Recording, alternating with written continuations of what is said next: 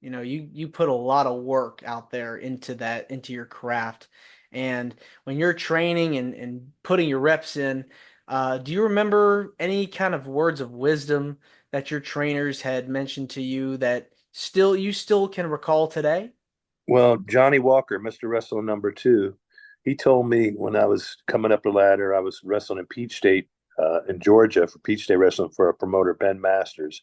And then I would wrestle for Jerry Blackwell at Southern Championship Wrestling. And they had a big TV show up there in Atlanta, and we were all over the country with that. But Johnny Walker once told me, he goes, "You're going to meet a lot of people in this business."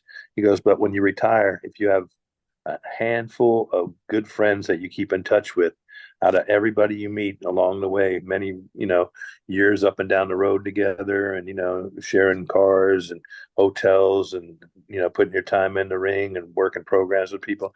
He goes, "Then you had a good career. And then Nikolai Volkov told me it's not how much money you make, it's how much money you keep.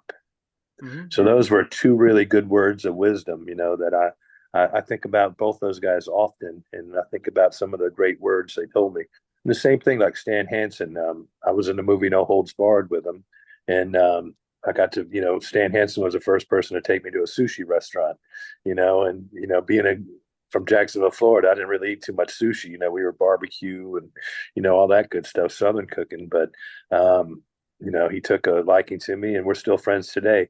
Whenever he comes to New York, he comes and stays at my house, and our wives get together. We have a great time together, and we do a lot of autograph shows together and signings, and it's a really good thing. And I got a lot more than five friends in the wrestling business, so I had a very good career. And I never had a problem with anybody. I've always got along with everybody, and I did what I was told. The promoter or the booker, whatever they would ask me to do, I just, I was a company guy, so I would do whatever I was asked.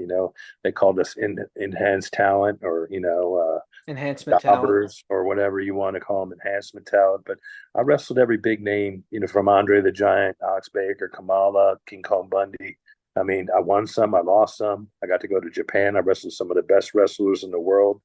I wrestled Dynamite Kid's last match in Japan and stuff, me and Johnny Ace. So, I mean, I got a lot of great accomplishments, and, I probably wouldn't trade it for the world. Yeah, I mean, definitely lived the life of a rock star, getting to work all those cities and towns and getting to meet so many Oh, fans.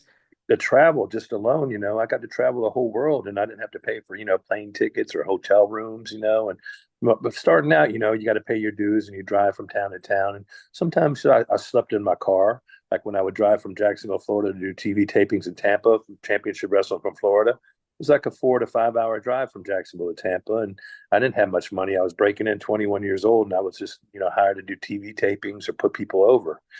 So and once in a while they'd throw me a bone and give me a match, or I'd be in a battle royal or something, to just, they go, "Oh, the kid works hard," throw him a bone or give him a match, or, let him be open in match or whatever. But that's the way, you got to do it so you could gain momentum and, get your name out there.